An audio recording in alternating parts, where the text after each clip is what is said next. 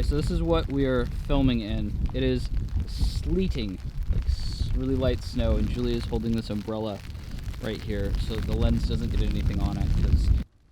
So the first thing that you notice when using the RF35 is that the autofocus for video and the photography side are very different, whereas the video side will be very slow and cinematic, pulling, not very fast, not whipping it back and forth and making a lot of noise, whereas when you take photos it is incredibly snappy and it will just lock on. The next thing you notice for this macro photography is that you need a very high f-stop to get anything in focus, whereas 1.8 is wonderful for taking portraits.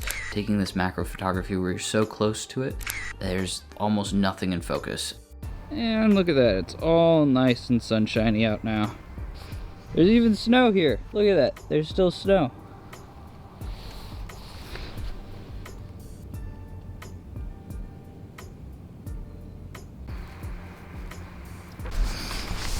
Yeah, Finland is absolutely ridiculous like this. Yeah, sunshine, and just like less than 5 minutes ago, it was like raining like crazy. And then earlier, it was snowing on top of it. So the next big difference between the macro photography and doing portraits with it is that because it's a 35, the bokeh is very, very different in macro versus when somebody's a little bit further away.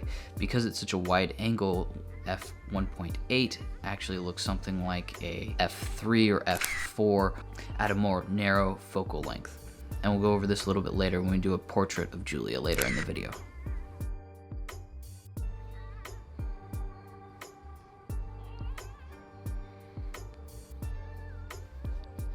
So all these photos that I take of Julia here with this wonderful birch tree that's like half leaning over and just coming out like a squid or something are all taken at f1.8, but they look something more like on a 50mm, what it would be like an f4, maybe 5, where the bokeh really isn't as rich and thick as what it would be if it was a narrower focal length. So that's one of the downfalls I find of the 35, and it is incredibly sharp. Like, it makes up for not having that great bokeh by just being so tack sharp.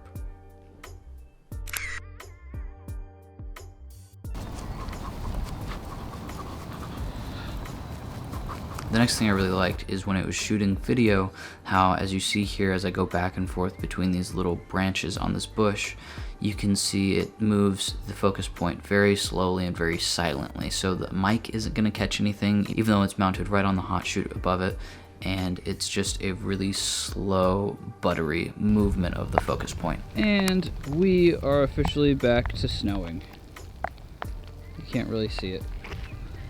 It's almost like little raindrops of hail. You should see this, these are like crystals. Yeah?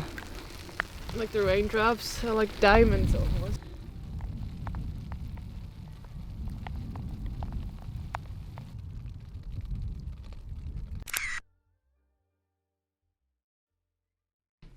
So if you enjoyed this video, don't forget to like and subscribe. We go over everything mirrorless Canon cameras here on this channel, usually tips, tricks, tutorials, stuff like that. So if you enjoy stuff like that and want to get better at photography and video, don't forget to like and subscribe.